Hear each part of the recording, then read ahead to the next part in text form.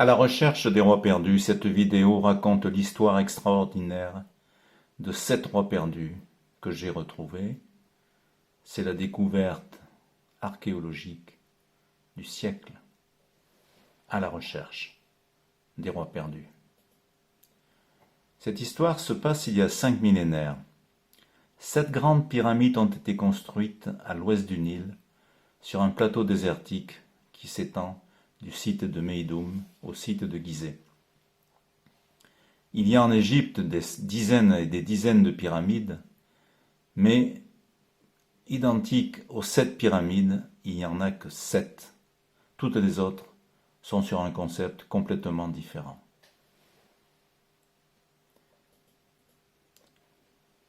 C'est une histoire de famille. 200 ans écoulés. 9 rois qui se sont succédés, issus de la même famille. 7 grandes pyramides achevées, 2 trous. Le compte est bon. Ça a commencé avec le roi Djéser, 40 ans de règne, qui avait un architecte génial, Imhotep, lequel a conçu les pyramides, la pyramide je dirais, et a fait construire celle que l'on voit aujourd'hui sur le site de Saqqara, la pyramide à degrés. Le pharaon Sékhémet, 6 ans de règne, lui a succédé, ainsi que Kaba, 6 ans de règne. Probablement que l'un des deux a fait construire ce trou, a fait creuser ce trou que l'on trouve sur le site de Zaouiet El Arian, qui est le début. Souvent une pyramide commence non pas en hauteur mais en profondeur. La pyramide suivante est celle du site de Meidoum qui malheureusement s'est à moitié effondrée, donc il y a eu une instabilité dans la construction. On ne sait pas dans quelles circonstances, on ne sait pas quand, on ne sait pas qui est dedans, peut-être le roi Ouni, 24 ans de règne, qui a succédé à Kaba. La pyramide suivante est la pyramide rouge qui est sur le site de Dachour, que l'on attribue au pharaon Snéfrou, 29 ans de règne, que l'on voit ici en effigie, sans son costume de super-héros. La pyramide suivante est la pyramide rhomboïdale, toujours sur le site de Dachour, que l'on attribue aussi au pharaon Snéfrou. La pyramide suivante, la plus célèbre, est la pyramide de Khéops, sur le site de Gizeh. Khéops, 39 ans de règne, dont on voit en dessous l'effigie de l'architecte Hémiounou, qui est un parent de Khéops. Khéops a eu un successeur, son fils Gédéfré, 8 ans de règne, à qui l'on attribue la pyramide qui pour l'instant n'est qu'un trou sur le site d'Abu Rawash. Certains prétendent qu'elle a été érigée puis ensuite démolie, d'autres prétendent qu'elle n'a jamais été construite plus loin que ce qu'on voit aujourd'hui.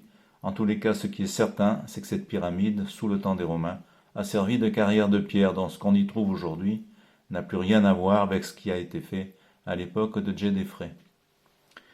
La pyramide suivante,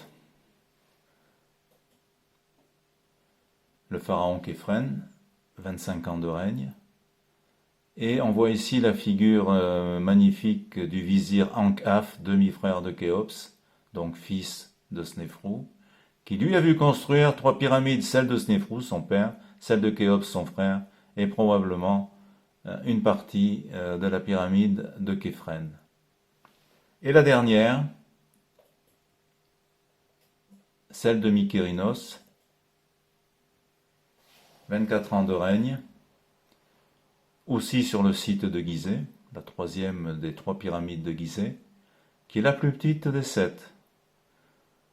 Elle est légèrement moins haute que celle de Djéser, et elle clôture l'aventure de 200 ans qui a donné lieu à ces 7 pyramides, dont les 7 rois n'ont jamais été trouvés à l'intérieur des pyramides qui ont été construites pour eux.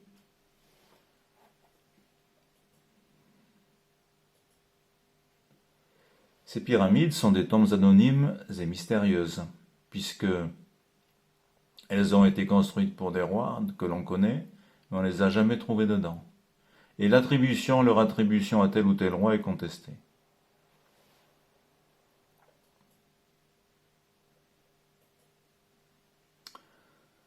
Toutes ces chambres funéraires, entre guillemets, ont été trouvées vides. Regardez celle de Meidoum, celle de la pyramide rouge, une des deux de la pyramide rhomboïdale, la chambre haute de la pyramide, la célèbre chambre haute de la pyramide de Khéops, la chambre de la pyramide de Képhren et enfin celle de Mykérinos.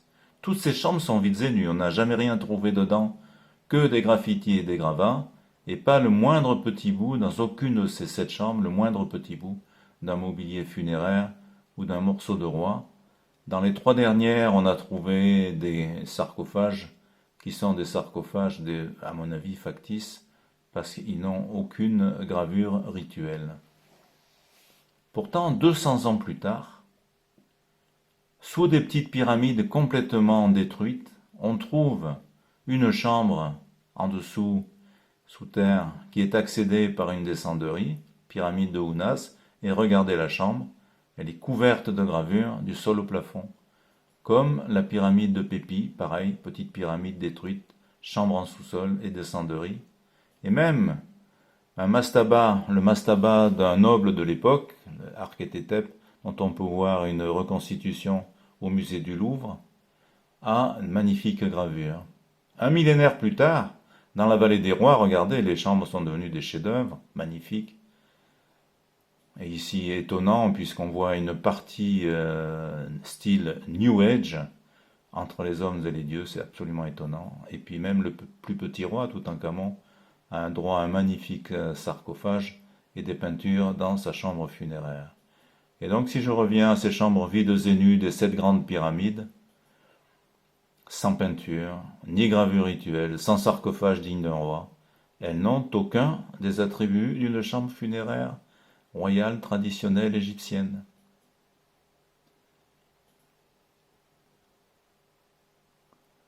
Fallait-il que des projets de 20 ans, mobilisant le meilleur d'un royaume, entassaient des millions de pierres pour construire un abri d'éternité pour Pharaon, place à la fin tous les rois dans ces chambres anonymes qui n'assurent qu'une protection symbolique, tout le monde se promène là-dedans, on les a trouvés facilement. C'est ce que nous vend le consensus des archéologues. Pour moi, c'est impensable, totalement incongru. Ce que nous voyons dans ces 7 pyramides ne sont pas des chambres funéraires. La question se pose, où sont les 7 rois? Et à quoi ces chambres ont-elles servi si elles ne sont pas des chambres funéraires? Eh bien, c'est la réponse qui est dans cette vidéo, à la recherche des rois perdus. Aucun texte d'époque ne décrit ces pyramides.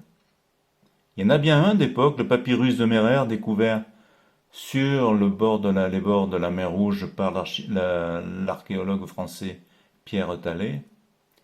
Mais ce papyrus de Mérer, qui est un papyrus d'époque authentique, n'est qu'un document administratif.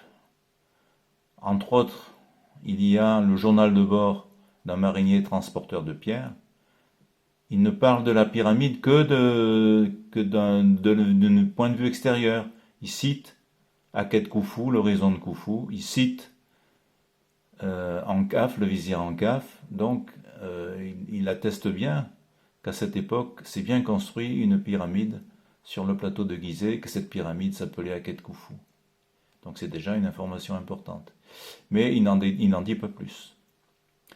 Les seuls textes existants qui parlent des pyramides elles-mêmes, eh bien, sont bien postérieurs à la construction, puisque le premier que l'on connaît, c'est celui d'Hérodote, 2000 ans après la construction de la pyramide, et surtout les auteurs du 19e et du 20e siècle, tels que Flanders Petrie, ou bien les ouvrages de Lower, enfin il y en a quelques-uns. Ils sont pour moi très intéressants parce qu'ils décrivent ce qui est visible et en donnent les mesures. C'est donc pour moi la matière première de mon étude. Mais les réponses aux 2 questions qui se posent ne sont pas dans ces livres. Elles ne sont dans aucun livre. Les réponses sont dans les pyramides elles-mêmes. Mais les pyramides ne s'expriment pas dans le langage des hommes, elles s'expriment dans leur langage immuable, qui est fait de pierre, des lois de la physique et des nombres. Ce message est toujours au présent, il se répète tous les jours de la même façon depuis 4500 ans. Elles ne mentent jamais. On va commencer par déchiffrer le langage de la première pyramide, la pyramide à degrés de Saqqara. Cette pyramide, la première jamais construite en pierre, a été fouillée pendant 70 ans, incroyable, par l'archéologue français Jean-Philippe Lower, à qui l'on doit la plupart des connaissances que nous avons sur ce monument. Mais il n'a pas fait que décrire la pyramide, il a redressé, le site était complètement détruit, il a redressé un certain nombre de constructions sur le site, dont une partie du mur d'enceinte qui est magnifique. De 2005 à 2007, une mission lettonne dirigée par l'archéologue français Bruno Deslandes a complété la connaissance de la pyramide, notamment par la découverte des puits qui se trouvent sous la pyramide, sous la face est. Et, cerise sur le gâteau, ils nous ont laissé un magnifique modèle 3D du site qui est très pratique pour l'étudier. Donc, je rappelle la figure d'Imhotep, l'inventeur de la pyramide. Et c'est lui qui fit ériger à Saqqara pour le roi Djoser cette magnifique pyramide à degrés. Mais d'emblée, cette pyramide livre le secret de toute la famille qui suivra. Et voici les 3 secrets des pyramides.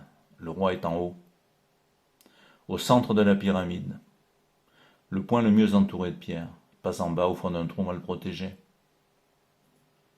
Deuxièmement, ces puits que l'on a vus ont contenu de l'eau pour soulever les pierres à travers des flotteurs.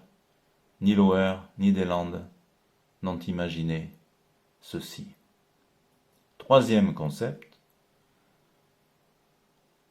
un leurre fut laissé en évidence pour orienter les visiteurs dans une voie sans issue et doubler la protection physique du roi par les pierres, la doubler d'une protection psychologique en envoyant les visiteurs d'une voie sans issue.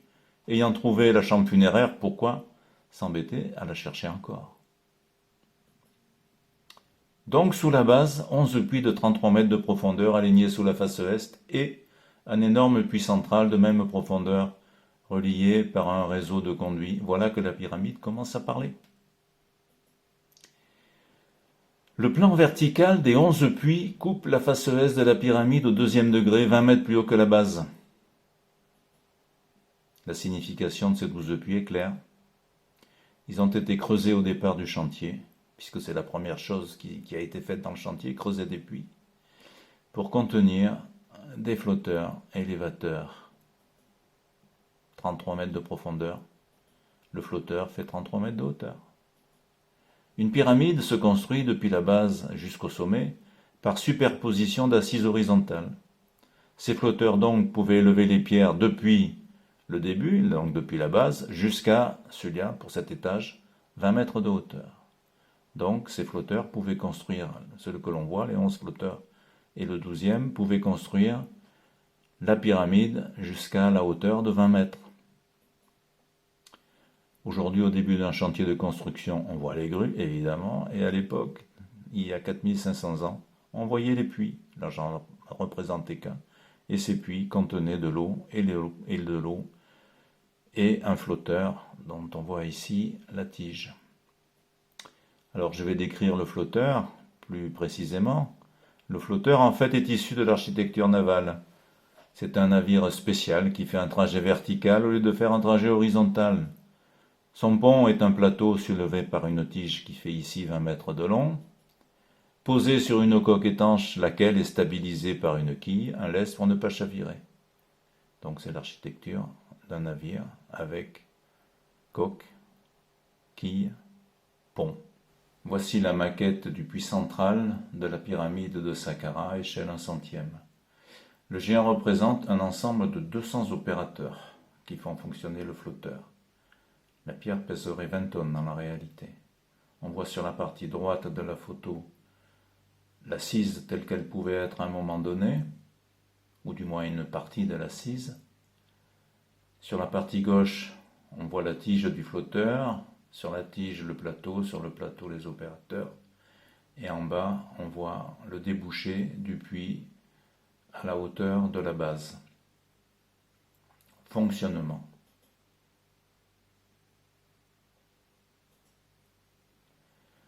Je sors le flotteur du puits, on voit le flotteur lui-même, la tige, on ne voit plus maintenant le plateau.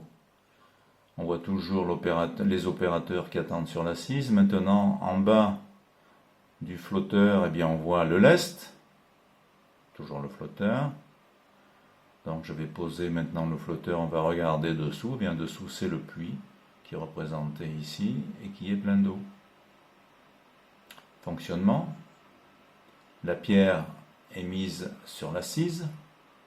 Les opérateurs montent sur le plateau, ils le font couler parce qu'ils sont plus lourds que la pierre. Une fois arrivé en bas, on trouve une autre pierre à monter. La pierre est mise sur le plateau, les opérateurs s'en vont et le plateau monte lentement, comme il a coulé lentement. La vitesse est faible parce que le flotteur est très très lourd, beaucoup plus lourd que la pierre, beaucoup plus lourd que les opérateurs. Donc, une fois arrivés à la hauteur, les opérateurs sont montés avec leurs pieds sur l'assise, voilà. Ils attendaient le plateau, la pierre est déchargée, ils remontent sur le plateau qui coule. Une autre pierre attendait en bas, elle est montée sur le plateau, les opérateurs s'en vont, la pierre monte. Et voilà le cycle qui se répète inlassablement pour monter les pierres qui vont servir à construire la pyramide.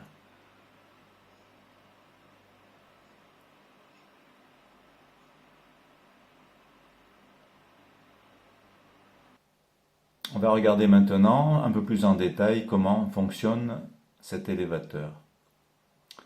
Un poids d'équilibre du flotteur dans l'eau est réglé une fois pour toutes lors de la construction du flotteur. Il reste invariable. À ce poids, de l'ordre de 20 tonnes pour les 11 puits, le flotteur reste immobile entre deux eaux.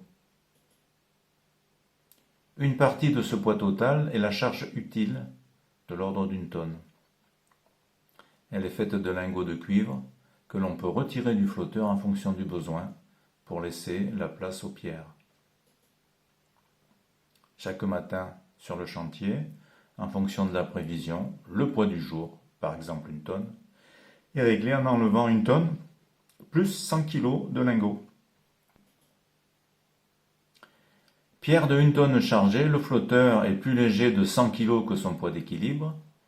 Il remonte lentement du fond à la surface et la pierre de la base à l'assise.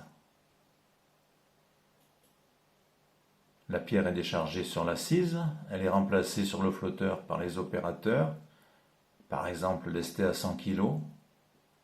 10 opérateurs remplacent le poids de la pierre, le 11e amène à l'équilibre du flotteur, le 12e le fait couler pour faire monter 1000 kg de pierre par l'ascenseur. Il a fallu faire monter 1200 kg d'opérateurs par l'escalier. En montant sur l'assise avec leurs jambes, les hommes transforment leur effort musculaire en énergie potentielle de la pesanteur. C'est cette énergie qui fera monter la pierre. Le couple antagoniste pesanteur-poussée d'Archimède est le moteur du flotteur. À travers l'eau et la pesanteur, la nature apporte gratuitement la force. Les hommes, l'énergie en payant avec leurs jambes. On peut dire que les hommes étaient le carburant du moteur du flotteur,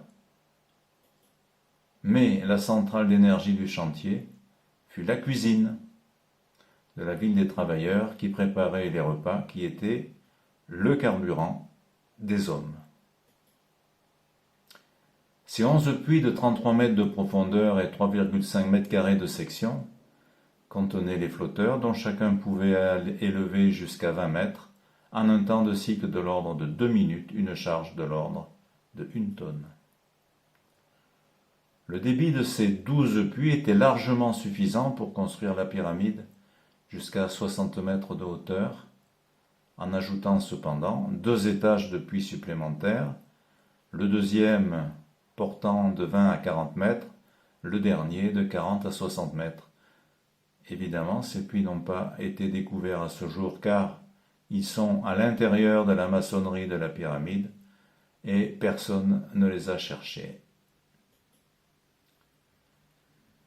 Alors, puisque ces 11 puits étaient suffisants pour monter toutes les pierres du corps de la pyramide, que vient faire dans la pyramide cet énorme puits central de 49 mètres carrés de section qui en son fond révèle aujourd'hui un lest pesant 127 tonnes sous la forme d'une construction en granit que l'on nous a vendue pour être le caveau de Djoser. Eh bien, cette énorme construction en granit de 127 tonnes aurait pu être le lest d'un gros flotteur capable d'élever à 20 mètres de hauteur des pierres pouvant peser jusqu'à 20 tonnes. Pourquoi faire? Eh bien, ce flotteur a été mis là pour élever les pierres très lourdes du complexe mortuaire, bien sûr, à 20 mètres de hauteur, y compris le sarcophage massif dans lequel repose toujours le roi. Pourquoi fallait-il des pierres si lourdes pour faire le complexe mortuaire? Eh bien, tout volume à l'intérieur d'une pyramide est soumis à une pression énorme. Là, il y avait 40 mètres de pierre au-dessus, ce qui correspondait dans l'eau à 120 mètres de profondeur. Il faut donc faire une construction qui n'est rien d'autre qu'un bathyscaphe de pierre. Et donc, il fallait faire des toits solides et des murs solides, et donc des grosses pierres. Et ce flotteur ne s'est pas contenté de monter les pierres pour construire le complexe mortuaire. C'est lui qui a élevé le roi dans sa dernière demeure le jour de son inhumation. Le roi et son cortège funéraire ne s'est pas promené courbé en deux dans des couloirs trop petits pour passer. Ils ont pris l'ascenseur.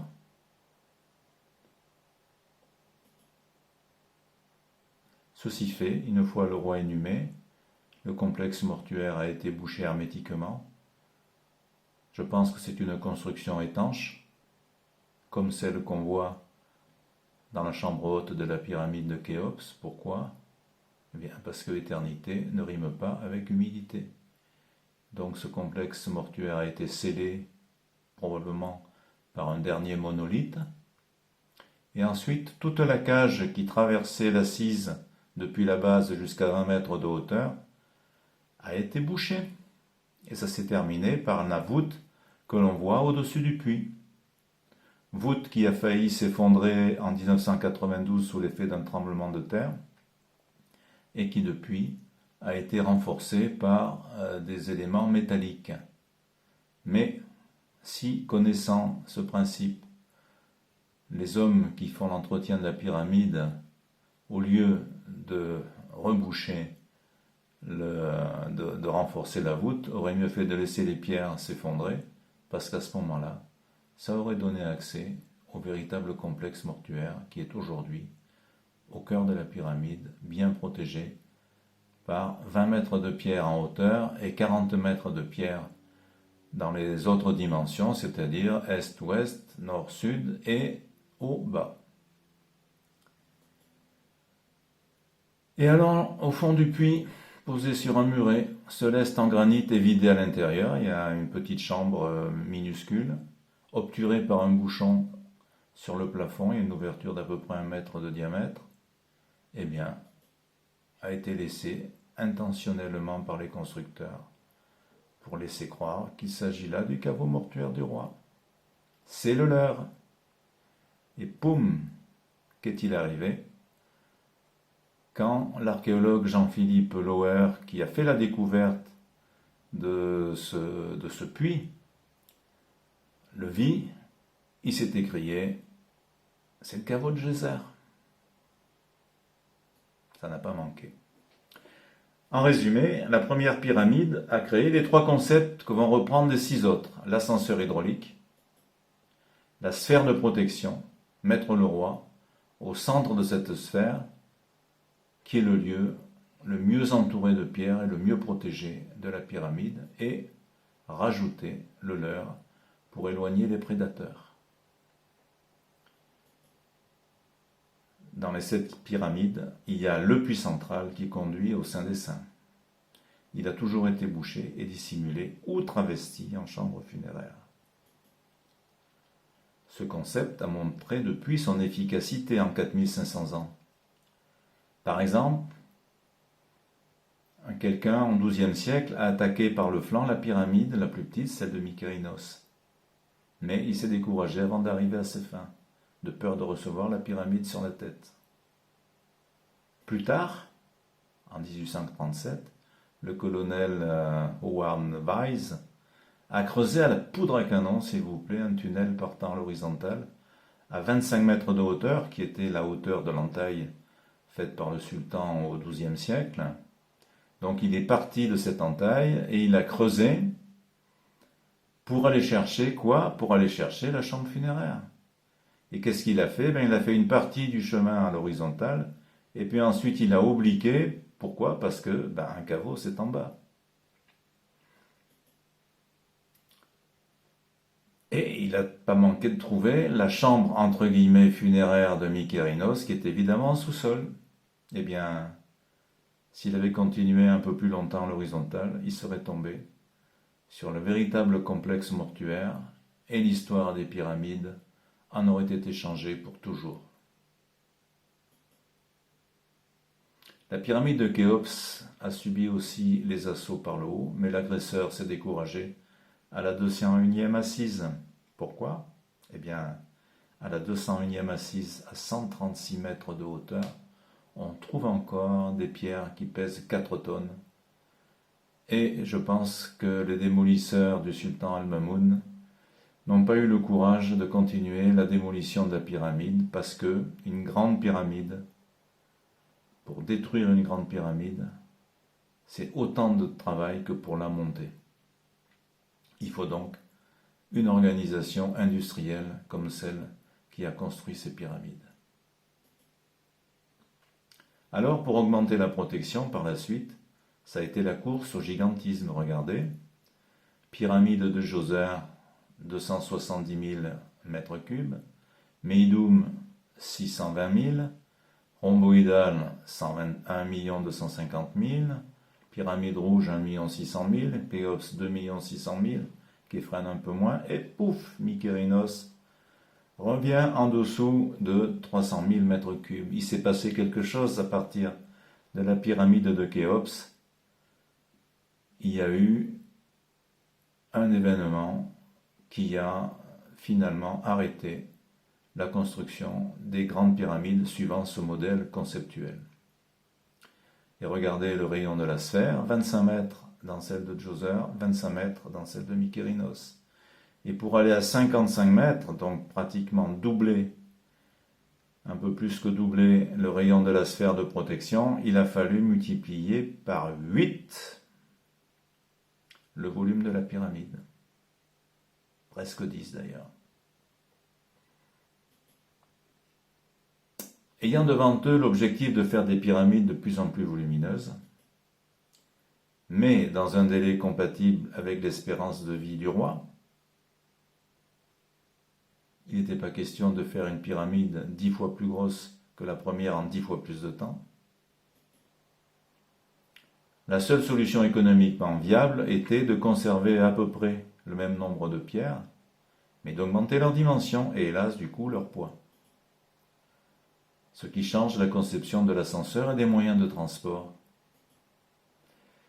Et ces 12 puits élévateurs si visibles dans la première pyramide, où sont-ils passés dans les suivantes? sont moins nombreux, 3 à 6 seulement, du moins ceux qui sont visibles aujourd'hui. Ils ont été maquillés en antichambre ou en chambre funéraire, une fois la pyramide terminée et le roi inhumé. Donc dans une pyramide, Meidum, rhomboïdale et pyramide rouge, quand vous voyez une chambre ou une antichambre, vous voyez un puits bouché.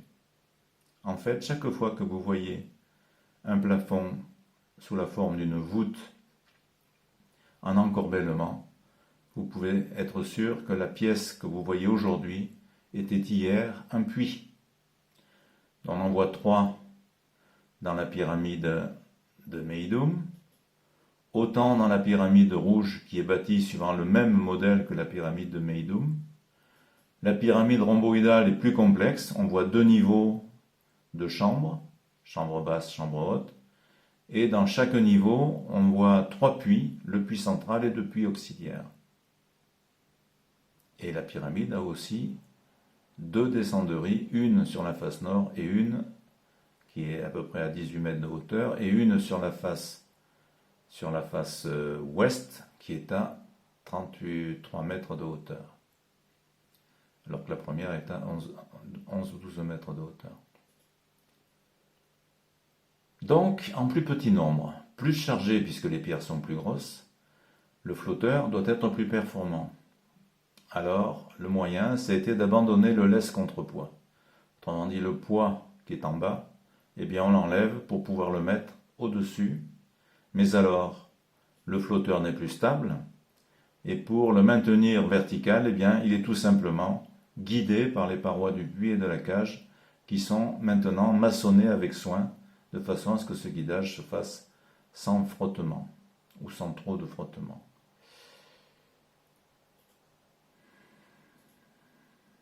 Le cycle passe de 2 à 1 minute, donc ça va plus vite. Pour la même section de puits, la charge peut augmenter notablement. Pour la même portée de puits, pour la même portée en hauteur, le puits est moins profond. La performance globale est multipliée par 4. Ce nouveau flotteur deuxième génération marchait très bien pour les pyramides de Meidum, la rouge et la rhomboïdale, mais quand vint la pyramide de Khéops, là, il a fallu élever des mégalithes de 65 tonnes à 60 mètres de hauteur. Regardez ça, ce monstre. Ça fait 7 mètres de haut. Ça doit monter à 60 mètres de hauteur dans la pyramide, tout droit dans un puits vertical. Alors, 65 tonnes au bout d'une tige ajourée de 30 mètres de long.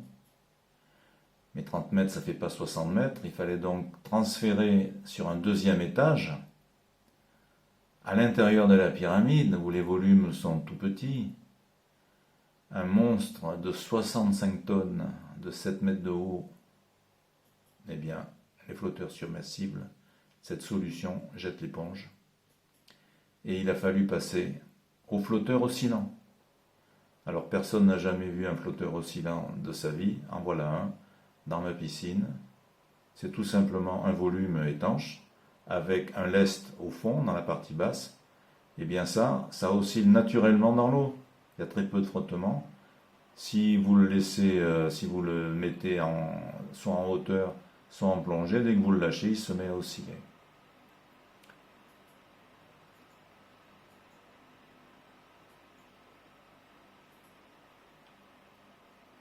Donc on passe au flotteur oscillant. La tige est supprimée et le flotteur, c'est-à-dire la coque, eh bien, fait toute la hauteur, donc à peu près 30 mètres de long. La section est pas très grande, c'est de 2 à 3 mètres carrés. Et donc le principe est le suivant, à l'arrêt, le flotteur est à moitié immergé dans l'eau. Par exemple, s'il fait 30 mètres de long, et s'il fait 3 mètres carrés de section, eh bien son poids va faire 15 que multiplie 3, 45 tonnes, pour tenir à moitié immergé dans l'eau. Conséquence, le flotteur oscillant est un flotteur très lourd, et c'est cette masse du flotteur en mouvement qui va accumuler de l'énergie, et c'est cette énergie qui va servir à monter les pierres. En action, il oscille en permanence, c'est-à-dire que ces oscillations sont entretenues par les opérateurs de la même façon que ceux-ci faisaient monter et descendre les flotteurs submersibles, avec une course qui fait de l'ordre de plus ou moins 15 mètres et une période de l'ordre de 8 secondes. Donc ce flotteur oscillant oscille du matin au soir avec une période de 8 secondes, et c'est lui qui va élever les pierres dans la pyramide de Khéops. Le moteur reste inchangé, c'est toujours la même chose. Les opérateurs montent quand le flotteur est en haut et descendent quand le flotteur est en bas. Au lieu d'être compensé à 1 pour 1 dans une seule séquence descente-montée dans le flotteur submersible, c'est-à-dire, j'explique, pour faire monter par exemple 20 tonnes, une pierre de 20 tonnes, dans le flotteur du puits central de la pyramide de Saqqara, il faut faire descendre sur le plateau du flotteur qui fait 49 mètres carrés de section 200 opérateurs et un peu plus pour faire couler le flotteur. Donc 20 tonnes qui montent, 200 opérateurs qui descendent. Mais dans le flotteur oscillant, le poids d'un gros bloc n'est plus compensé dans une seule montée-descente, mais après la montée du gros bloc, mettons 20 tonnes, eh bien, on peut recharger cette montée du gros bloc, se fait par l'énergie qui est emmagasinée dans le flotteur oscillant. Il faut, après cette montée, recharger l'énergie dans le flotteur oscillant en faisant descendre des opérateurs sur le plateau à chaque descente du flotteur, autant de fois que nécessaire pour compenser le poids qui est monté. Donc si par exemple le flotteur a monté 20 tonnes, eh bien on fera 20 descentes à 1 tonne à vide, c'est-à-dire que le flotteur descend mais monte non chargé. Donc, grâce à ce dispositif oscillant, on n'est plus limité par la surface du plateau, qui là n'est pas très grande, elle fait entre 2 et 3 mètres carrés. Il suffit de faire autant d'oscillations chargées que l'on veut pour compenser l'énergie dépensée par le flotteur pour monter une charge. Voilà la différence essentielle entre le flotteur submersible et le flotteur oscillant. La masse très grande du flotteur accumule l'énergie apportée par les opérateurs dans chaque descente. Donc, ce flotteur oscillant est un flotteur à accumulation d'énergie. Et l'énergie emmagasinée dans la masse du flotteur est gigantesque. C'est cette énergie qui soulève les pierres, avec une puissance incroyable pour un engin vieux de 4500 ans actionné par des hommes. Il peut élever à 20 mètres une pierre de 10 tonnes en 4 secondes, ce qui représente la puissance instantanée, accrochez-vous bien, de 500 kW. On va regarder comment il fonctionne. Là, on voit la pyramide en cours de construction, c'est la couleur moutarde, et dessous, c'est la roche sur laquelle est construite la pyramide. On voit la descente, la galerie descendante, et au bout, on voit la grotte. Et ce qu'on ne voit pas dans la pyramide aujourd'hui, c'est le puits vertical contenant le flotteur. Tout ça est rempli d'eau, et maintenant le flotteur va se mettre à osciller et commencer par soulever une pierre qui est déjà sur le plateau. Il soulève la pierre en un seul mouvement, la pierre est évacuée. Les opérateurs montent sur le plateau, le flotteur vient les chercher, ils descendent en donnant leur énergie au flotteur, une nouvelle pierre se présente, et là, on la laisse de côté. Pour l'instant, on fait descendre des opérateurs, on pourrait en faire descendre autant de fois que nécessaire pour équilibrer le poids de la pierre finalement. Et là, contrairement aux flotteurs submersibles, où il faut que le poids des opérateurs soit légèrement supérieur au poids de la pierre, dans le flotteur oscillant, le poids des opérateurs est strictement égal au poids de la pierre qui monte. Strictement égal, pas tout à fait, parce qu'il y a un petit peu de frottement, donc il faut compenser le frottement, mais le rendement, au frottement près, théorique, le rendement est de 1.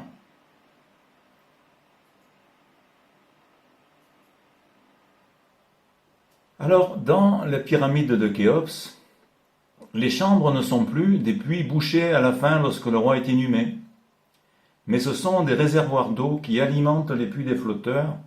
Donc ces chambres sont construites en même temps que la pyramide est construite. Et donc leur architecture n'est plus la même. Il faut d'abord qu'elles aient la plus grande surface possible. Alors ça, c'est toujours difficile dans une pyramide parce que les pressions sont énormes. Et le toit n'est plus de la même architecture. Ici, on a affaire à des toits en double chevron, en double pente, en chevron en double pente, alors que dans les autres pyramides, on avait des toits, des plafonds plutôt, en voûte, en encorbellement. Ici, ce qu'on voit sur l'illustration à droite, c'est la chambre basse de la pyramide de Khéops. Et dans cette pyramide, on trouve 3 chambres. Laquelle des 3 est la funéraire? Eh bien, celle du haut, bien sûr. Avec les 3 herses qui obturaient l'entrée, son sarcophage magnifique à l'intérieur. Mais c'est du décor de cinéma. Le plafond de la chambre est totalement cassé. Il tient par miracle. Et le pire, c'est qu'il s'est cassé pendant la construction de la pyramide, car les fissures qui sont issues de cet accident ont été rebouchées par les constructeurs. Les 3 herses de 50 cm d'épaisseur pour fermer la chambre, la soi-disant chambre funéraire, ça vaut quoi par rapport à 6 millions de tonnes de pierres entassées? Alors on entasse 6 millions de tonnes de pierres pour protéger un roi et on le met derrière 3 herses de 50 cm d'épaisseur qui ont été explosées par les hommes d'Al-Mamoun très facilement. Ça n'a pas de sens. Le sarcophage sans gravure, nu, sans couvercle. Pas de gravure sur les murs et au plafond.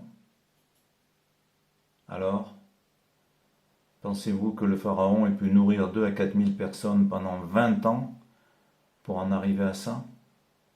En tous les cas, moi je ne le crois pas.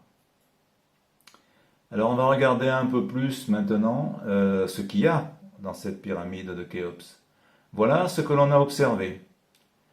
On a l'entrée à droite avec la descenderie qu'on appelle la galerie descendante de 100 mètres de long, au bout de laquelle on trouve la grotte souterraine, et la dérivation de la galerie ascendante qui se prolonge par la grande galerie, avec la dérivation de la galerie horizontale qui conduit à la chambre basse, la grande galerie qui conduit à la chambre des herses, la chambre des herses qui conduit à la chambre haute. Au-dessus de la chambre haute, on trouve l'empilement des chambres dites de décharge, et au-dessus des chambres dites de décharge, on trouve le toit de la chambre haute, et c'est là que dans ce toit qu'on trouve les fameux mégalithes de 65 tonnes. Et vous voyez dans chacune des chambres ces conduits très petits qui montent en diagonale vers le haut de la pyramide, ce que les archéologues ont appelé les couloirs de ventilation. Enfin, ça ventilait rien du tout. Ces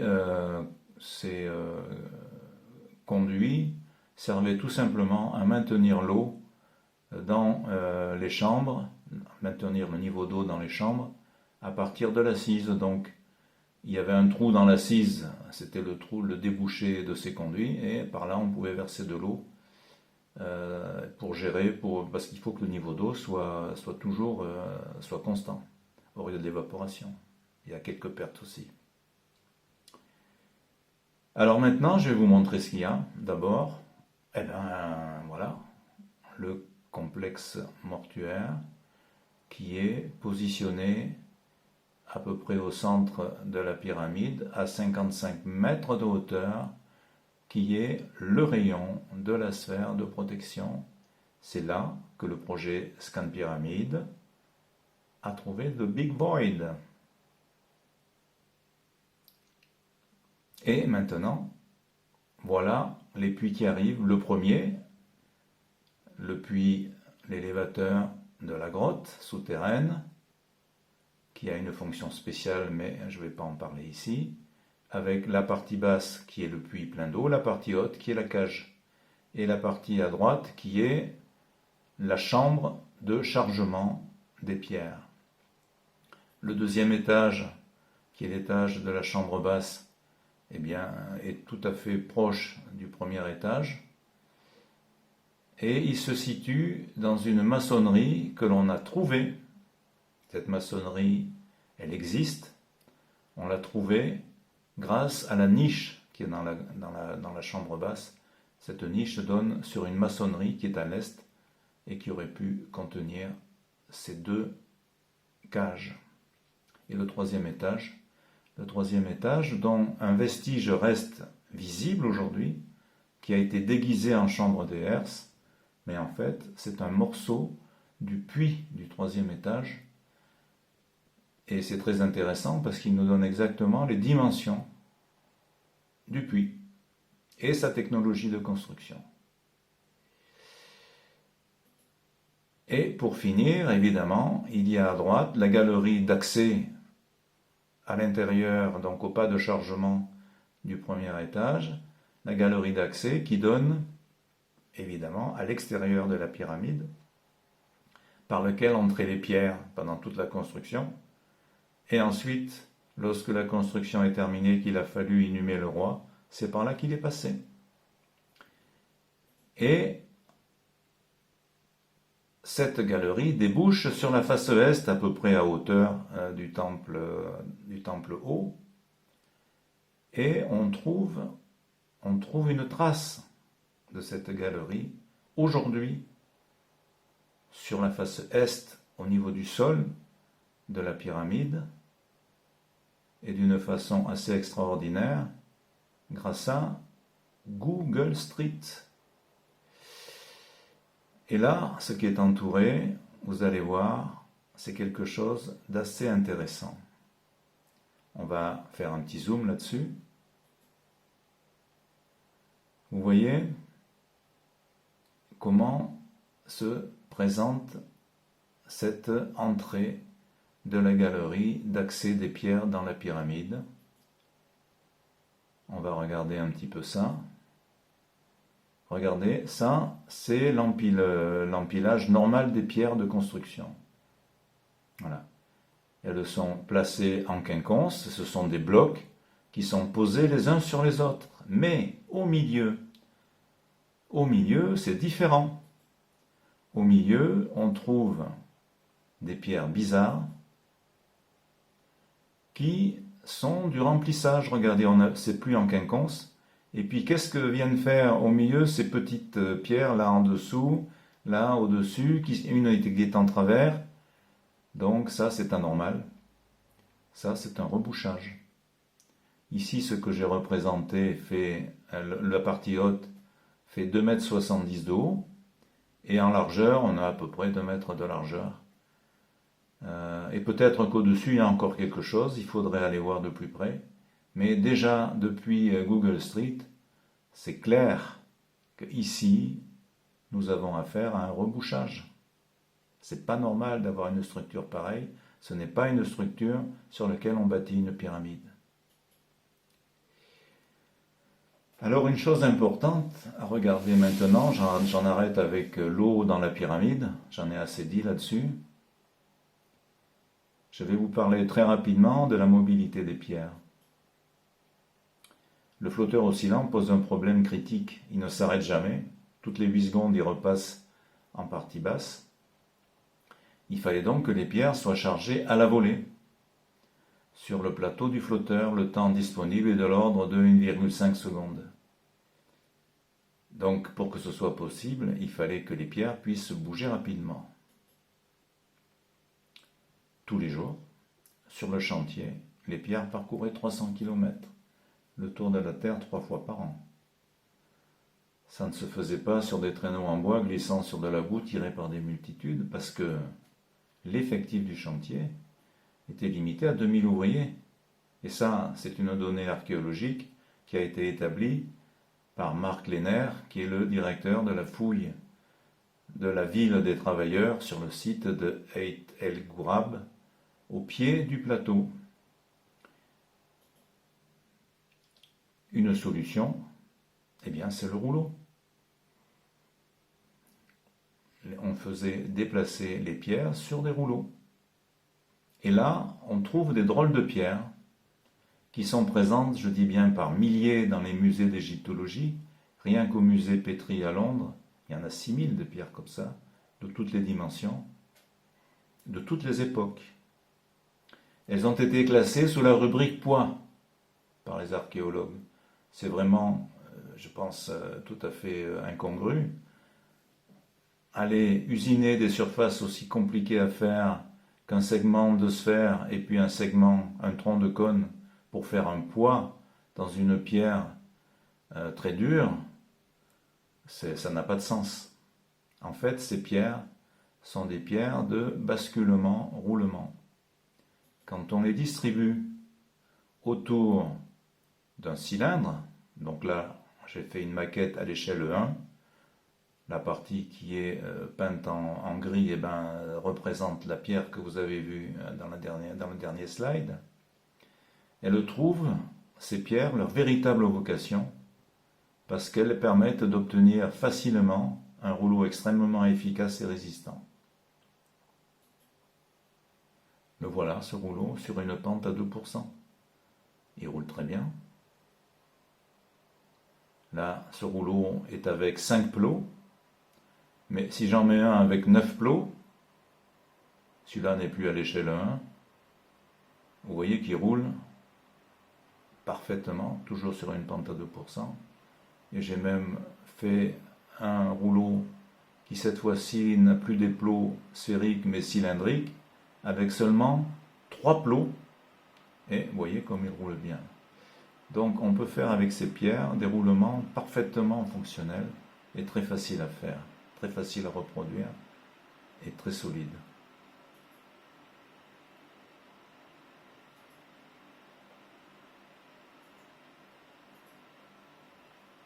Maintenant, on va regarder d'un peu plus près comment une pierre monte à la volée sur le plateau du flotteur.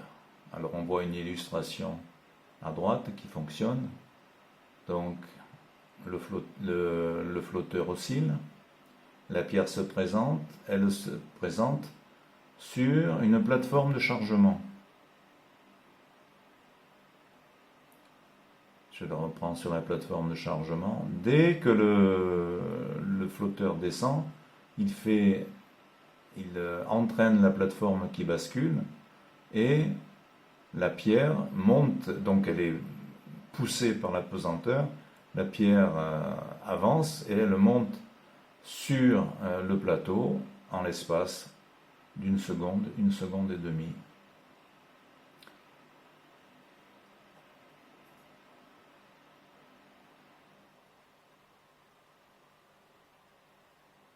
Donc, une fois de plus, dans cette opération, les constructeurs de la pyramide utilisent la pesanteur comme moteur. C'est la pesanteur qui donne la force, qui pousse la pierre sur ses rouleaux, avec une accélération importante qui est l'accélération de la pesanteur. Toute personne ici qui a fait une chute sait de quelle façon cette accélération agit. Donc les constructeurs prennent l'accélération de la pesanteur pour faire se mouvoir les blocs rapidement et les faire monter sur le plateau.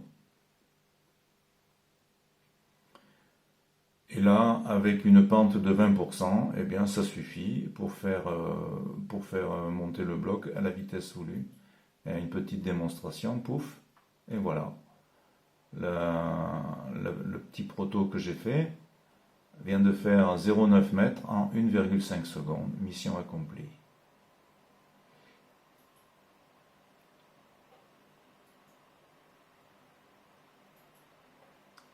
Voilà, j'arrête ici, ça fait déjà un bon moment que vous m'écoutez et vous devez en avoir marre.